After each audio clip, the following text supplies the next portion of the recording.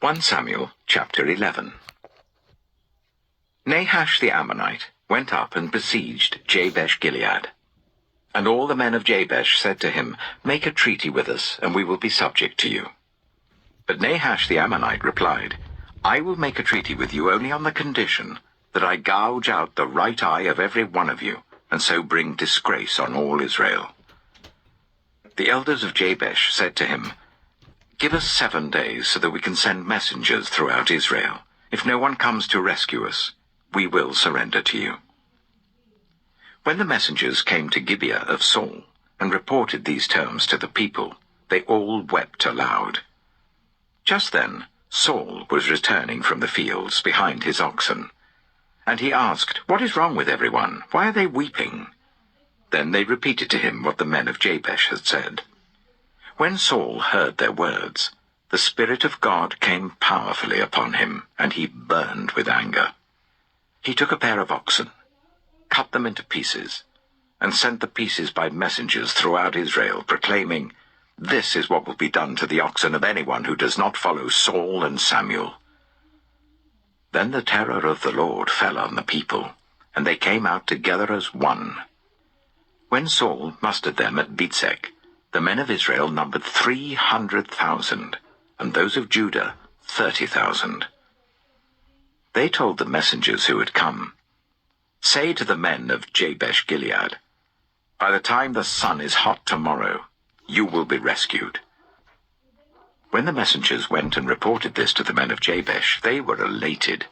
They said to the Ammonites, "Tomorrow we will surrender to you, and you can do to us whatever you like." The next day, Saul separated his men into 3 divisions. During the last watch of the night, they broke into the camp of the Ammonites and slaughtered them until the heat of the day. Those who survived were scattered, so that no 2 of them were left together. The people then said to Samuel, "Who was it that asked, 'Shall Saul reign over us?'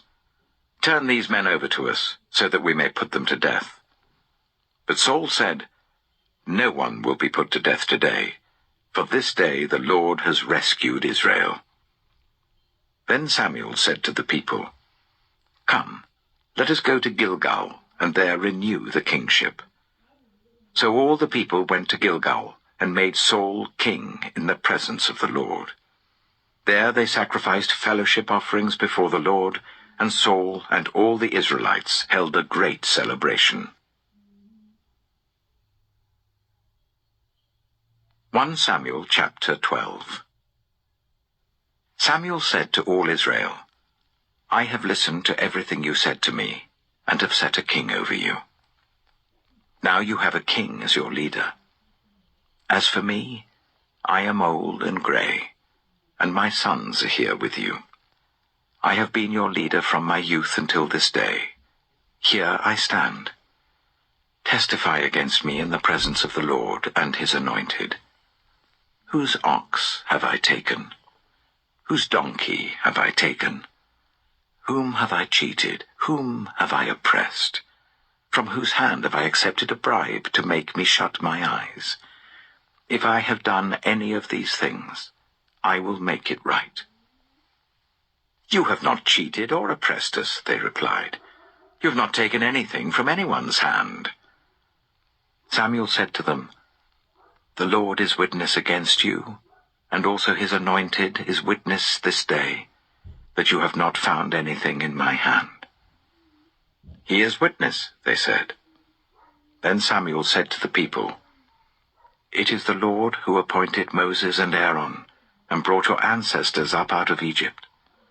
Now then, stand here, because I am going to confront you with evidence before the Lord as to all the righteous acts performed by the Lord for you and your ancestors. After Jacob entered Egypt, they cried to the Lord for help, and the Lord sent Moses and Aaron, who brought your ancestors out of Egypt and settled them in this place. But they forgot the Lord their God. So he sold them into the hands of Sisera, the commander of the army of Hazor, and into the hands of the Philistines and the king of Moab, who fought against them. They cried out to the Lord and said, "We have sinned. We have forsaken the Lord and served the Baals and the Ashtoreths. But now deliver us from the hands of our enemies, and we will serve you."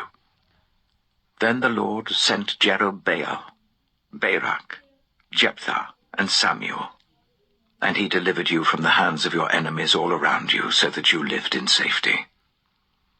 But when you saw that Nahash, king of the Ammonites, was moving against you, you said to me, "No, we want a king to rule over us, even though the Lord your God was your king.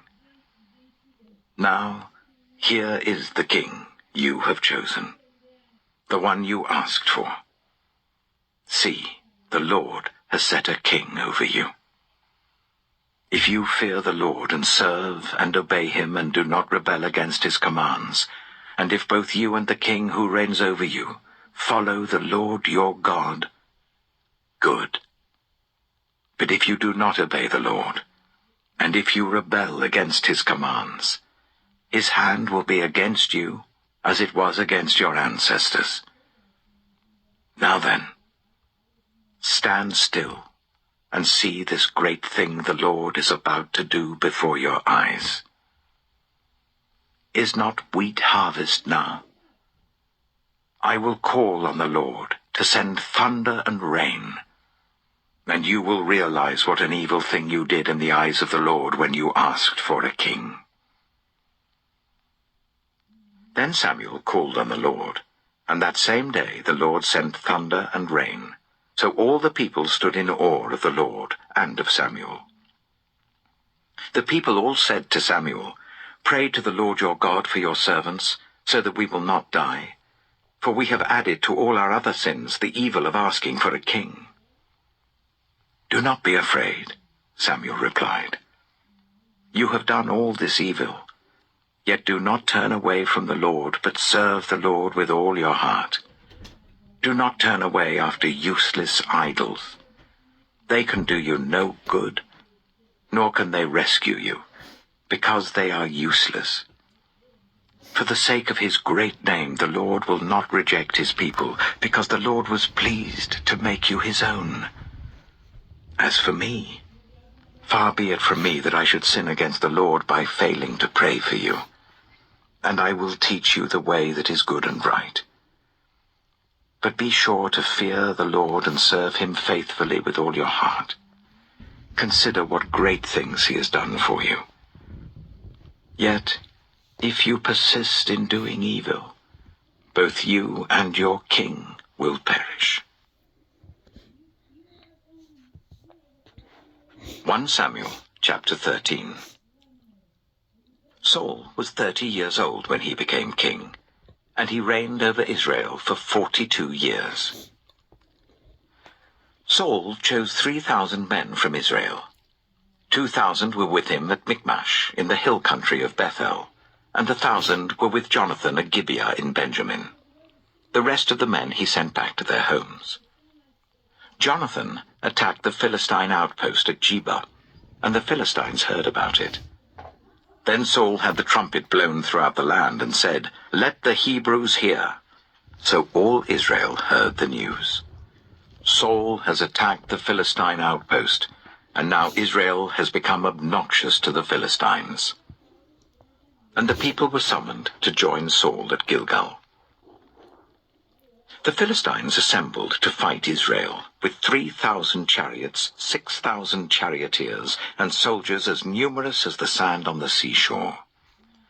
They went up and camped at Michmash, east of Bethaven.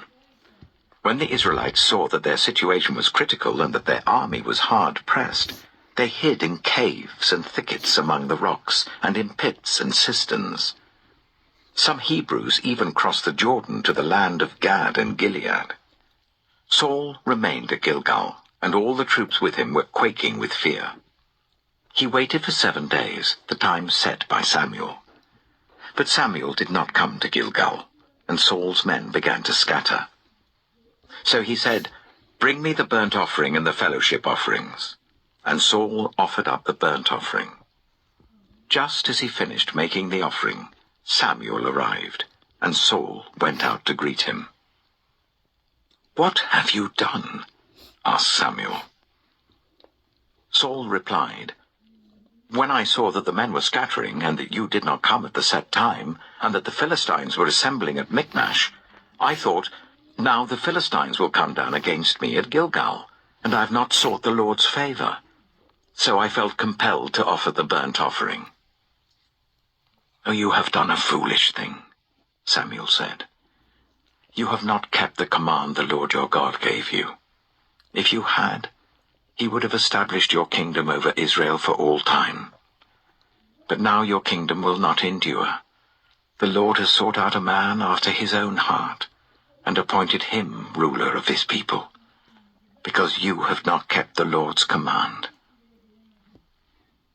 Then Samuel left Gilgal, and went up to Gibeah in Benjamin. And Saul counted the men who were with him. They numbered about 600. Saul and his son Jonathan, and the men with them, were staying at Gibeah of Benjamin, while the Philistines camped at Michmash. Raiding parties went out from the Philistine camp in 3 detachments. One turned towards Ophrah in the vicinity of Shual, another towards Beth-horon, and the third towards the borderland overlooking the valley of Zeboim, facing the wilderness. Not a blacksmith could be found in the whole land of Israel, because the Philistines had said, "Otherwise the Hebrews will make swords and spears." So all Israel went down to the Philistines to have their plowshares, mattocks, axes, and sickles sharpened. The price was 2/3 of a shekel for sharpening plowshares and mattocks, and 1/3 of a shekel for sharpening forks and axes, and for repointing goads. So on the day of the battle, not a soldier with Saul and Jonathan had a sword or spear in his hand. Only Saul and his son Jonathan had them. Now a detachment of Philistines had gone out to the pass at Michmash. 1 Samuel chapter 14. One day, Jonathan, son of Saul, said to his young armor-bearer, "Come, let's go over to the Philistine outpost on the other side." But he did not tell his father. Saul was staying on the outskirts of Gibeah, under a pomegranate tree in Migron. With him were about 600 men, among whom was Ahijah, who was wearing an ephod. He was a son of Ichabod's brother, Ahitub, son of Phinehas, the son of Eli, the Lord's priest in Shiloh. No one was aware that Jonathan had left. On each side of the pass that Jonathan intended to cross to reach the Philistine outpost was a cliff. One was called Bozez, and the other Seneh. One cliff stood to the north towards Michmash, the other to the south towards Geba. Jonathan said to his young armor-bearer, "Come, let's go over to the outpost of those uncircumcised men. Perhaps the Lord will act on our behalf. Nothing can hinder the Lord from saving, whether by many or by few." "Do all that you have in mind," his armor-bearer said. "Go ahead. I am with you, heart and soul." Jonathan said, "Come on then. We will cross over towards them and let them see us. If they say to us, 'Wait there until we come to you,' we will stay where we are and not go up to them. But if they say, 'Come up to us,' we will climb up, because that will be our sign that the Lord has given them into our hands." So both of them showed themselves to the Philistine outpost. "Look," said the Philistines, "the Hebrews are crawling out of the holes they were hiding in." The men of the outpost shouted to Jonathan and his armor-bearer, "Come up to us and we'll teach you a lesson." So Jonathan said to his armor-bearer, "Climb up after me. The Lord has given them into the hand of Israel." Jonathan climbed up using his hands and feet, with his armor-bearer right behind him. The Philistines fell before Jonathan, and his armor-bearer followed and killed behind him. In that first attack, Jonathan and his armor-bearer killed some 20 men in an area of about half an acre. Then panic struck the whole army, those in the camp and field and those in the outposts and raiding parties, and the ground shook. It was a panic sent by God. Saul's lookouts at Gibeah in Benjamin saw the army melting away in all directions. Then Saul said to the men who were with him, "Muster the forces and see who has left us." When they did, it was Jonathan and his armor-bearer who were not there. Saul said to Ahijah, "Bring the ark of God." At that time it was with the Israelites. While Saul was talking to the priest, the tumult in the Philistine camp increased more and more. So Saul said to the priest, "Withdraw your hand." Then Saul and all his men assembled and went to the battle. They found the Philistines in total confusion, striking each other with their swords. Those Hebrews who had previously been with the Philistines and had gone up with them to their camp went over to the Israelites who were with Saul and Jonathan. When all the Israelites who had hidden in the hill country of Ephraim heard that the Philistines were on the run, they joined the battle in hot pursuit. So on that day the Lord saved Israel, and the battle moved on beyond Beth-aven. Now the Israelites were in distress that day, because Saul had bound the people under an oath, saying, "Cursed be anyone who eats food before evening comes, before I have avenged myself on my enemies." So none of the troops tasted food. The entire army entered the woods, and there was honey on the ground. When they went into the woods, they saw the honey oozing out, yet no one put his hand to his mouth because they feared the oath. But Jonathan had not heard that his father had bound the people with the oath, so he reached out the end of the staff that was in his hand and dipped it into the honeycomb. He raised his hand to his mouth, and his eyes brightened. Then one of the soldiers told him, "Your father bound the army under a strict oath, saying, 'Cursed be anyone who eats food today.' That is why the men are faint." Jonathan said, "My father has made trouble for the country. See how my eyes brightened when I tasted a little of this honey. How much better it would have been if the men had eaten today some of the plunder they took from their enemies. Would not the slaughter of the Philistines have been even greater?" That day, after the Israelites had struck down the Philistines from Michmash to Ajalon, they were exhausted. They pounced on the plunder, and, taking sheep, cattle, and calves, they butchered them on the ground and ate them, together with the blood. Then someone said to Saul, "Look, the men are sinning against the Lord by eating meat that has blood in it." "You have broken faith," he said. "Roll a large stone over here at once." Then he said, "Go out among the men and tell them, 'Each of you bring me your cattle and sheep, and slaughter them here and eat them. Do not sin against the Lord by eating meat with blood still in it.'" So everyone brought his ox that night and slaughtered it there. Then Saul built an altar to the Lord. It was the first time he had done this. Saul said, "Let us go down and pursue the Philistines by night and plunder them till dawn, and let us not leave one of them alive." "Do whatever seems best to you," they replied. But the priest said, "Let us inquire of God here." So Saul asked God, "Shall I go down and pursue the Philistines? Will you give them into Israel's hand?"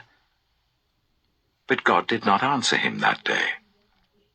Saul therefore said, "Come here, all you who are leaders of the army, and let us find out what sin has been committed today.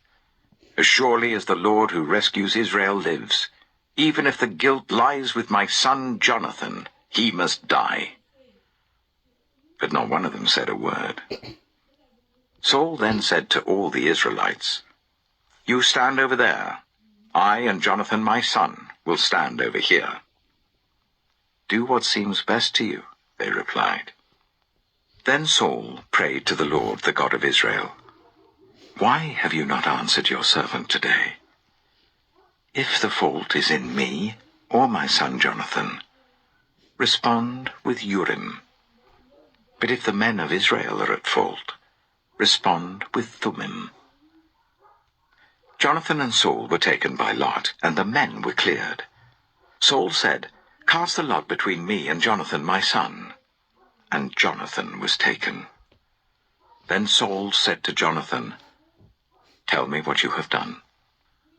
So Jonathan told him, "I tasted a little honey with the end of my staff, and now I must die?" Saul said, "May God deal with me, be it ever so severely, if you do not die, Jonathan." But the men said to Saul, "Should Jonathan die?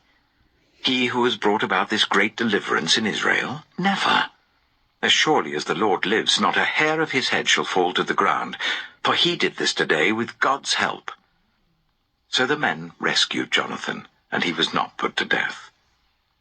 Then Saul stopped pursuing the Philistines, and they withdrew to their own land. After Saul had assumed rule over Israel, he fought against their enemies on every side: Moab, the Ammonites, Edom, the kings of Zobah, and the Philistines. Wherever he turned, he inflicted punishment on them.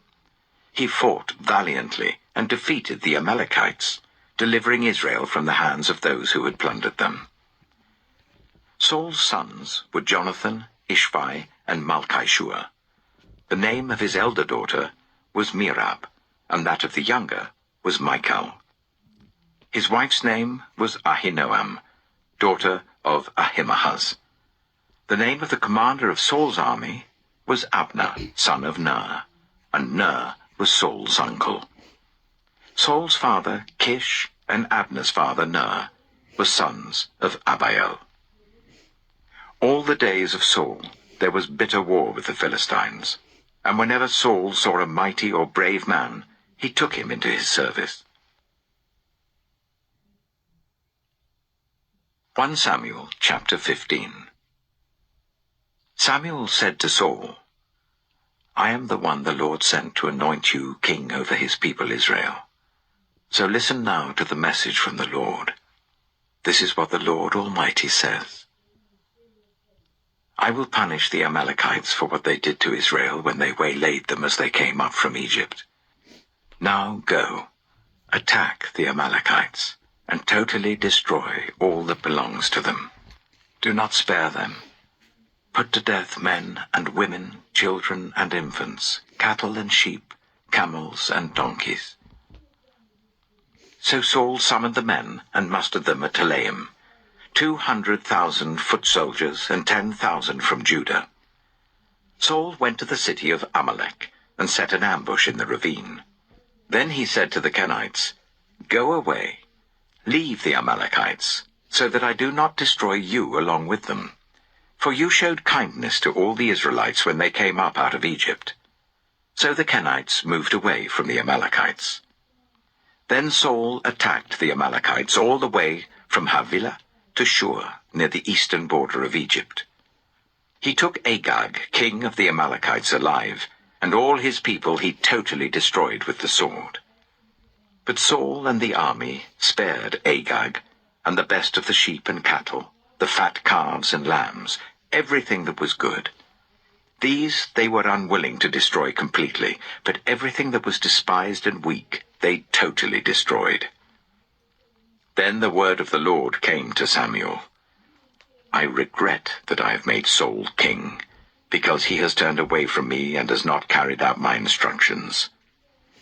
Samuel was angry, and he cried out to the Lord all that night. Early in the morning, Samuel got up and went to meet Saul, but he was told, "Saul has gone to Carmel. There he has set up a monument in his own honor, and has turned and gone on down to Gilgal."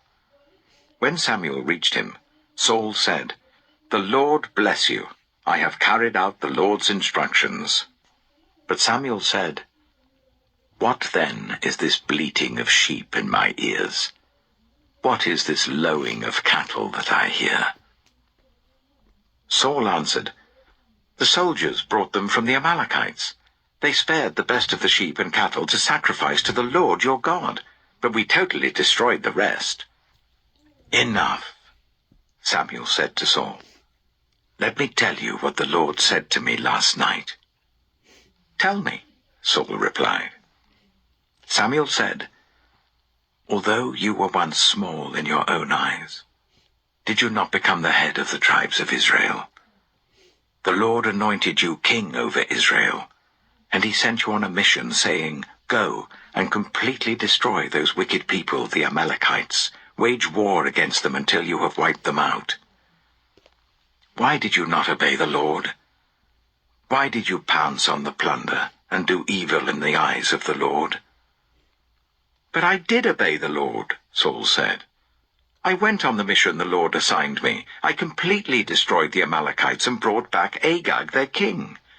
The soldiers took sheep and cattle from the plunder, the best of what was devoted to God, in order to sacrifice them to the Lord your God at Gilgal." But Samuel replied, "Does the Lord delight in burnt offerings and sacrifices as much as in obeying the Lord? To obey is better than sacrifice, and to heed is better than the fat of rams. For rebellion is like the sin of divination, and arrogance like the evil of idolatry. Because you have rejected the word of the Lord, he has rejected you as king." Then Saul said to Samuel, "I have sinned.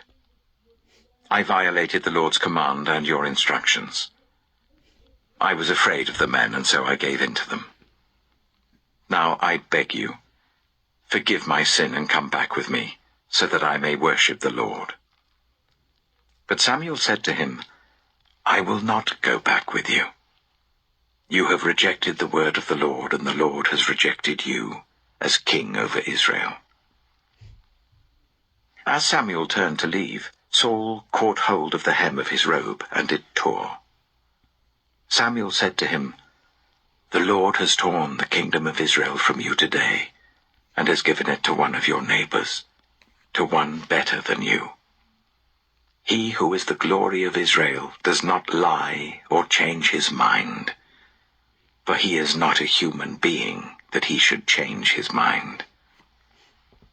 Saul replied, "I have sinned, but please honor me before the elders of my people and before Israel. Come back with me so that I may worship the Lord your God." So Samuel went back with Saul, and Saul worshipped the Lord. Then Samuel said, "Bring me Agag, king of the Amalekites." Agag came to him in chains, and he thought, "Surely the bitterness of death is past." But Samuel said, "As your sword has made women childless, so will your mother be childless among women." And Samuel put Agag to death before the Lord at Gilgal. Then Samuel left for Ramah, but Saul went up to his home in Gibeah of Saul. Until the day Samuel died, he did not go to see Saul again, though Samuel mourned for him. And the Lord regretted that he had made Saul king over Israel. 1 Samuel chapter 16. The Lord said to Samuel, "How long will you mourn for Saul, since I have rejected him as king over Israel? Fill your horn with oil and be on your way. I am sending you to Jesse of Bethlehem. I have chosen one of his sons to be king." But Samuel said, "How can I go?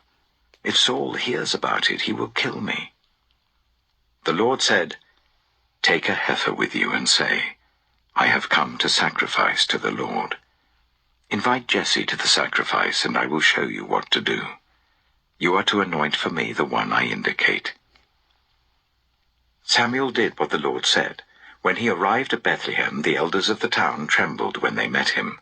They asked, "Do you come in peace?" Samuel replied, "Yes, in peace. I have come to sacrifice to the Lord. Consecrate yourselves and come to the sacrifice with me." Then he consecrated Jesse and his sons and invited them to the sacrifice. When they arrived, Samuel saw Eliab and thought, "Surely the Lord's anointed stands here before the Lord." But the Lord said to Samuel, "Do not consider his appearance or his height, for I have rejected him. The Lord does not look at the things people look at. People look at the outward appearance, but the Lord looks at the heart." Then Jesse called Abinadab and made him pass in front of Samuel. But Samuel said, "The Lord has not chosen this one either." Jesse then made Shammah pass by, but Samuel said, "Nor has the Lord chosen this one." Jesse made 7 of his sons pass before Samuel, but Samuel said to him, "The Lord has not chosen these." So he asked Jesse, "Are these all the sons you have?" "There is still the youngest," Jesse answered. "He's tending the sheep." Samuel said, "Send for him. We will not sit down until he arrives." So he sent for him and had him brought in. He was glowing with health and had a fine appearance and handsome features. Then the Lord said, "Rise and anoint him. This is the one." So Samuel took the horn of oil and anointed him in the presence of his brothers. And from that day on, the Spirit of the Lord came powerfully upon David. Samuel then went to Ramah. Now the Spirit of the Lord had departed from Saul, and an evil spirit from the Lord tormented him. Saul's attendants said to him, "See, an evil spirit from God is tormenting you. Let our Lord command his servants here to search for someone who can play the lyre. He will play when the evil spirit from God comes on you, and you will feel better." So Saul said to his attendants, "Find someone who plays well and bring him to me." One of the servants answered, "I've seen a son of Jesse of Bethlehem who knows how to play the lyre. He is a brave man and a warrior. He speaks well and is a fine-looking man, and the Lord is with him." Then Saul sent messengers to Jesse and said, "Send me your son David, who is with the sheep." So Jesse took a donkey loaded with bread, a skin of wine, and a young goat, and sent them with his son David to Saul. David came to Saul and entered his service. Saul liked him very much, and David became one of his armor-bearers. Then Saul sent word to Jesse, saying, "Allow David to remain in my service, for I am pleased with him." Whenever the Spirit from God came on Saul, David would take up his lyre and play. Then relief would come to Saul. He would feel better, and the evil spirit would leave him. 1 Samuel chapter 17. Now the Philistines gathered their forces for war, and assembled at Socoh in Judah. They pitched camp at Ephes-dammim, between Socoh and Azekah.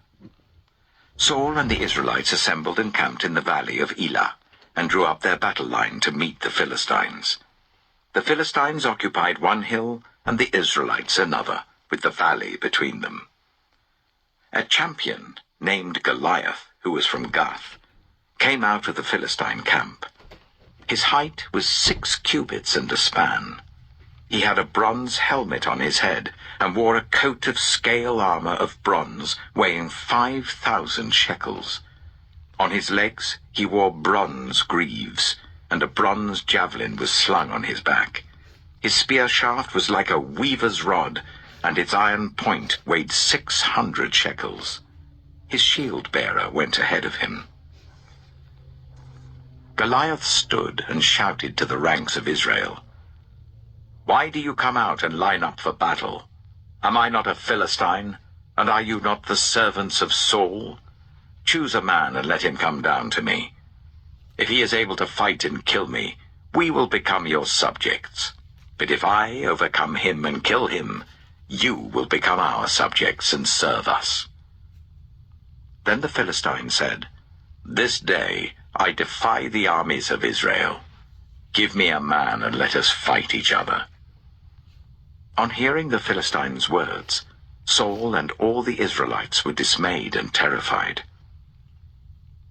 Now David was the son of an Ephrathite named Jesse, who was from Bethlehem in Judah. Jesse had 8 sons, and in Saul's time he was very old. Jesse's 3 eldest sons had followed Saul to the war. The firstborn was Eliab, the second Abinadab, and the third Shammah. David was the youngest. The 3 eldest followed Saul, but David went back and forth from Saul to tend his father's sheep at Bethlehem. For 40 days the Philistine came forward every morning and evening and took his stand. Now Jesse said to his son David, "Take this ephah of roasted grain and these 10 loaves of bread for your brothers and hurry to their camp. Take along these 10 cheeses to the commander of their unit. See how your brothers are and bring back some assurance from them. They are with Saul and all the men of Israel in the valley of Elah, fighting against the Philistines." Early in the morning, David left the flock in the care of a shepherd, loaded up and set out as Jesse had directed. He reached the camp as the army was going out to its battle positions, shouting the war cry. Israel and the Philistines were drawing up their lines facing each other. David left his things with the keeper of supplies, ran to the battle lines, and asked his brothers how they were. As he was talking with them, Goliath, the Philistine champion from Gath, stepped out from his lines and shouted his usual defiance, and David heard it. Whenever the Israelites saw the man, they all fled from him in great fear. Now the Israelites had been saying, "Do you see how this man keeps coming out? He comes out to defy Israel. The king will give great wealth to the man who kills him. He will also give him his daughter in marriage, and will exempt his family from taxes in Israel." David asked the men standing near him, "What will be done for the man who kills this Philistine and removes this disgrace from Israel? Who is this uncircumcised Philistine that he should defy the armies of the living God?" They repeated to him what they had been saying, and told him, "This is what will be done for the man who kills him." When Eliab, David's eldest brother, heard him speaking with the men, he burned with anger at him and asked, "Why have you come down here? And with whom did you leave those few sheep in the wilderness? I know how conceited you are and how wicked your heart is. You came down only to watch the battle." "Now what have I done?" said David. "Can't I even speak?" He then turned away to someone else and brought up the same matter, and the men answered him as before. What David said was overheard and reported to Saul, and Saul sent for him. David said to Saul, "Let no one lose heart on account of this Philistine. Your servant will go and fight him." Saul replied, "You are not able to go out against this Philistine and fight him. You're only a young man, and he has been a warrior from his youth." But David said to Saul, "Your servant has been keeping his father's sheep. When a lion or a bear came and carried off a sheep from the flock, I went after it, struck it, and rescued the sheep from its mouth. When it turned on me, I seized it by its hair, struck it, and killed it. Your servant has killed both the lion and the bear. This uncircumcised Philistine will be like one of them, because he has defied the armies of the living God. The Lord who rescued me from the paw of the lion and the paw of the bear will rescue me from the hand of this Philistine." Saul said to David, "Go, and the Lord be with you." Then Saul dressed David in his own tunic. He put a coat of armor on him and a bronze helmet on his head. David fastened on his sword over the tunic and tried walking around because he was not used to them. "I cannot go in these," he said to Saul, "because I'm not used to them." So he took them off. Then he took his staff in his hand, chose 5 smooth stones from the stream, put them in the pouch of his shepherd's bag, and with his sling in his hand, approached the Philistine. Meanwhile, the Philistine, with his shield-bearer in front of him, kept coming closer to David. He looked David over and saw that he was little more than a boy, glowing with health and handsome, and he despised him. He said to David, "Am I a dog, that you come at me with sticks?" And the Philistine cursed David by his gods. "Come here," he said, "and I'll give your flesh to the birds and the wild animals." David said to the Philistine, "You come against me with sword and spear and javelin, but I come against you in the name of the Lord Almighty, the God of the armies of Israel, whom you have defied. This day the Lord will deliver you into my hands, and I'll strike you down and cut off your head. This very day I will give the carcasses of the Philistine army to the birds and the wild animals, and the whole world will know that there is a God in Israel. All those gathered here will know that it is not by sword or spear that the Lord saves, for the battle is the Lord's, and he will give all of you into our hands." As the Philistine moved closer to attack him, David ran quickly towards the battle line to meet him. Reaching into his bag and taking out a stone, he slung it and struck the Philistine on the forehead. The stone sank into his forehead, and he fell face down on the ground. So David triumphed over the Philistine with a sling and a stone. Without a sword in his hand, he struck down the Philistine and killed him. David ran and stood over him. He took hold of the Philistine's sword and drew it from the sheath. After he killed him, he cut off his head with the sword. When the Philistines saw that their hero was dead, they turned and ran.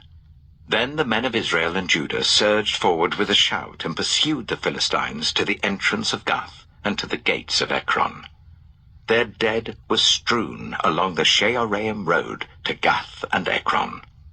When the Israelites returned from chasing the Philistines, they plundered their camp. David took the Philistine's head and brought it to Jerusalem. He put the Philistines' weapons in his own tent. As Saul watched David going out to meet the Philistine, he said to Abner, commander of the army, "Abner, whose son is that young man?" Abner replied, "As surely as you live, your majesty, I don't know." The king said, "Find out whose son this young man is." As soon as David returned from killing the Philistine, Abner took him and brought him before Saul, with David still holding the Philistine's head. "Whose son are you, young man?" Saul asked him. David said, "I am the son of your servant Jesse of Bethlehem." 1 Samuel chapter 18. After David had finished talking with Saul, Jonathan became one in spirit with David, and he loved him as himself. From that day, Saul kept David with him and did not let him return home to his family. And Jonathan made a covenant with David because he loved him as himself. Jonathan took off the robe he was wearing and gave it to David, along with his tunic and even his sword, his bow, and his belt. Whatever mission Saul sent him on, David was so successful that Saul gave him a high rank in the army. This pleased all the troops and Saul's officers as well. When the men were returning home after David had killed the Philistine, the women came out from all the towns of Israel to meet King Saul, with singing and dancing, with joyful songs, with tambourines and lyres. As they danced, they sang, "Saul has slain his thousands, and David his tens of thousands." Saul was very angry. This refrain displeased him greatly. "They have credited David with tens of thousands," he thought, "but me with only thousands. What more can he get but the kingdom?" And from that time on, Saul kept a close eye on David. The next day, an evil spirit from God came forcefully on Saul. He was prophesying in his house while David was playing the lyre, as he usually did. Saul had a spear in his hand, and he hurled it, saying to himself, "I'll pin David to the wall." But David eluded him twice. Saul was afraid of David, because the Lord was with David, but had departed from Saul. So he sent David away from him and gave him command over 1,000 men. And David led the troops in their campaigns. In everything he did, he had great success, because the Lord was with him. When Saul saw how successful he was, he was afraid of him. But all Israel and Judah loved David because he led them in their campaigns. Saul said to David, "Here is my elder daughter, Merab. I will give her to you in marriage. Only serve me bravely and fight the battles of the Lord." For Saul said to himself, "I will not raise a hand against him. Let the Philistines do that." But David said to Saul, "Who am I, and what is my family or my clan in Israel, that I should become the king's son-in-law?" So when the time came for Merab, Saul's daughter, to be given to David, she was given in marriage to Adriel of Meholah. Now Saul's daughter, Michal, was in love with David, and when they told Saul about it, he was pleased. "I will give her to him," he thought, "so that she may be a snare to him, and so that the hand of the Philistines may be against him." So Saul said to David, "Now you have a second opportunity to become my son-in-law." Then Saul ordered his attendants, "Speak to David privately and say, 'Look, the king likes you, and his attendants all love you. Now become his son-in-law.'" They repeated these words to David, but David said, "Do you think it is a small matter to become the king's son-in-law? I'm only a poor man and little known." When Saul's servants told him what David had said, Saul replied, "Say to David, 'The king wants no other price for the bride than 100 Philistine foreskins to take revenge on his enemies.'" Saul's plan was for David to fall by the hands of the Philistines. When the attendants told David these things, he was pleased to become the king's son-in-law. So before the allotted time elapsed, David took his men with him and went out and killed 200 Philistines and brought back their foreskins. They counted out the full number to the king so that David might become the king's son-in-law. Then Saul gave him his daughter Michal in marriage. When Saul realized that the Lord was with David, and that his daughter Michal loved David, Saul became still more afraid of him, and he remained his enemy for the rest of his days. The Philistine commanders continued to go out to battle, and as often as they did, David met with more success than the rest of Saul's officers, and his name became well known. 1 Samuel chapter 19. Saul told his son Jonathan and all the attendants to kill David. But Jonathan had taken a great liking to David and warned him, "My father Saul is looking for a chance to kill you. Be on your guard tomorrow morning. Go into hiding and stay there. I will go out and stand with my father in the field where you are. I'll speak to him about you and will tell you what I find out." Jonathan spoke well of David to Saul his father, and said to him, "Let not the king do wrong to his servant David. He has not wronged you, and what he has done has benefited you greatly.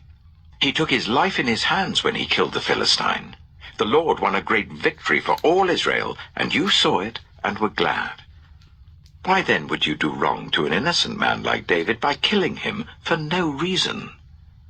Saul listened to Jonathan and took this oath, "As surely as the Lord lives, David will not be put to death."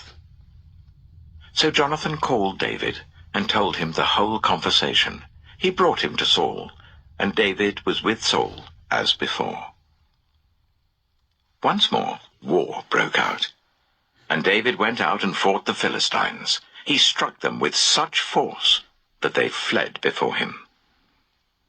But an evil spirit from the Lord came on Saul as he was sitting in his house with his spear in his hand.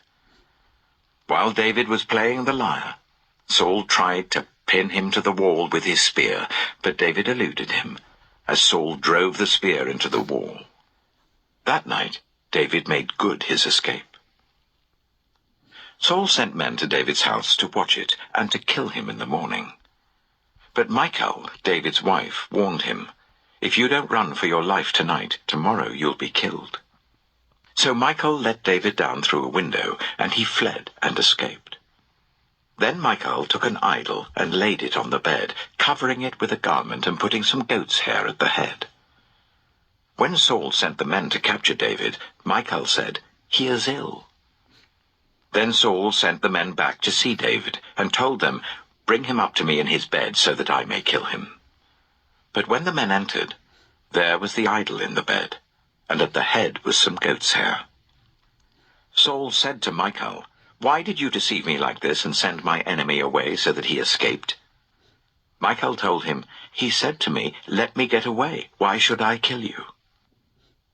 When David had fled and made his escape, he went to Samuel at Ramah, and told him all that Saul had done to him. Then he and Samuel went to Naioth and stayed there. Word came to Saul, "David is in Naioth at Ramah." So he sent men to capture him. But when they saw a group of prophets prophesying, with Samuel standing there as their leader, the Spirit of God came on Saul's men, and they also prophesied. Saul was told about it, and he sent more men, and they prophesied too. Saul sent men a third time, and they also prophesied. Finally, he himself left for Ramah, and went to the great cistern at Secu. And he asked, "Where are Samuel and David?" "Over in Naioth at Ramah," they said. So Saul went to Naioth at Ramah, but the Spirit of God came even on him. And he walked along prophesying until he came to Naioth. He stripped off his garments, and he too prophesied in Samuel's presence. He lay naked all that day and all that night. That is why people say, "Is Saul also among the prophets?" 1 Samuel chapter 20. Then David fled from Naioth at Ramah, and went to Jonathan and asked, "What have I done? What is my crime? How have I wronged your father, that he is trying to kill me?" "Never," Jonathan replied. "You're not going to die. Look, my father doesn't do anything, great or small, without letting me know. Why should he hide this from me? It isn't so." But David took an oath, and said, "Your father knows very well that I have found favor in your eyes. And he has said to himself, 'Jonathan must not know this, or he will be grieved.' Yet as surely as the Lord lives and as you live, there is only a step between me and death." Jonathan said to David, "Whatever you want me to do, I'll do for you." So David said, "Look, tomorrow is the new moon feast, and I am supposed to dine with the king. But let me go and hide in the field until the evening of the day after tomorrow. If your father misses me at all, tell him, 'David earnestly asked my permission to hurry to Bethlehem, his hometown, because an annual sacrifice is being made there for his whole clan.' If he says, 'Very well,' then your servant is safe. But if he loses his temper, you can be sure that he is determined to harm me. As for you, show kindness to your servant, for you have brought him into a covenant with you before the Lord. If I am guilty, then kill me yourself. Why hand me over to your father?" "Never," Jonathan said. "If I had the least inkling that my father was determined to harm you, wouldn't I tell you?" David asked, "Who will tell me if your father answers you harshly?" "Come," Jonathan said, "let's go out into the field." So they went there together. Then Jonathan said to David, "I swear by the Lord, the God of Israel, that I will surely sound out my father by this time the day after tomorrow. If he is favorably disposed towards you, will I not send you word and let you know? But if my father intends to harm you, may the Lord deal with me, be it ever so severely, if I do not let you know and send you away in peace. May the Lord be with you, as he has been with my father. But show me unfailing kindness, like the Lord's kindness, as long as I live, so that I may not be killed. And do not ever cut off your kindness from my family, not even when the Lord has cut off every one of David's enemies from the face of the earth." So Jonathan made a covenant with the house of David, saying, "May the Lord call David's enemies to account." And Jonathan made David reaffirm his oath out of love for him, because he loved him as he loved himself. Then Jonathan said to David, "Tomorrow is the new moon feast. You will be missed, because your seat will be empty. The day after tomorrow, towards evening, go to the place where you hid when this trouble began, and wait by the stone easel. I will shoot 3 arrows to the side of it, as though I were shooting at a target. Then I will send a boy, and say, 'Go find the arrows.' If I say to him, 'Look, the arrows are on this side of you, bring them here,' then come, because as surely as the Lord lives, you are safe, there is no danger. But if I say to the boy, 'Look, the arrows are beyond you,' then you must go, because the Lord has sent you away." And about the matter you and I discussed, remember, the Lord is witness between you and me forever." So David hid in the field. And when the new moon feast came, the king sat down to eat. He sat in his customary place by the wall, opposite Jonathan, and Abner sat next to Saul, but David's place was empty.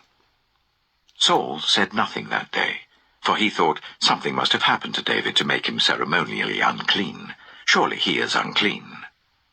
But the next day, the 2nd day of the month, David's place was empty again.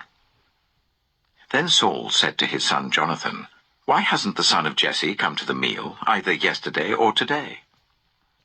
Jonathan answered, "David earnestly asked me for permission to go to Bethlehem. He said, 'Let me go because our family is observing a sacrifice in the town, and my brother has ordered me to be there. If I have found favor in your eyes, let me go to see my brothers.' That is why he has not come to the king's table." Saul's anger flared up at Jonathan, and he said to him, "You son of a perverse and rebellious woman! Don't I know that you have sided with the son of Jesse to your own shame, and to the shame of the mother who bore you? As long as the son of Jesse lives on this earth, neither you nor your kingdom will be established. Now send someone to bring him to me, for he must die." "Why should he be put to death? What has he done?" Jonathan asked his father. But Saul hurled his spear at him to kill him. Then Jonathan knew that his father intended to kill David. Jonathan got up from the table in fierce anger. On that 2nd day of the feast he did not eat, because he was grieved at his father's shameful treatment of David. In the morning, Jonathan went out to the field for his meeting with David. He had a small boy with him, and he said to the boy, "Run and find the arrows I shoot." As the boy ran, he shot an arrow beyond him. When the boy came to the place where Jonathan's arrow had fallen, Jonathan called out after him, "Isn't the arrow beyond you?" Then he shouted, "Hurry, go quickly, don't stop." The boy picked up the arrow and returned to his master. The boy knew nothing about all this, only Jonathan and David knew. Then Jonathan gave his weapons to the boy and said, "Go, carry them back to town." After the boy had gone, David got up from the south side of the stone and bowed down before Jonathan 3 times, with his face to the ground. Then they kissed each other and wept together. But David wept the most. Jonathan said to David, "Go in peace, for we have sworn friendship with each other in the name of the Lord, saying, 'The Lord is witness between you and me, and between your descendants and my descendants forever.'" Then David left, and Jonathan went back to the town.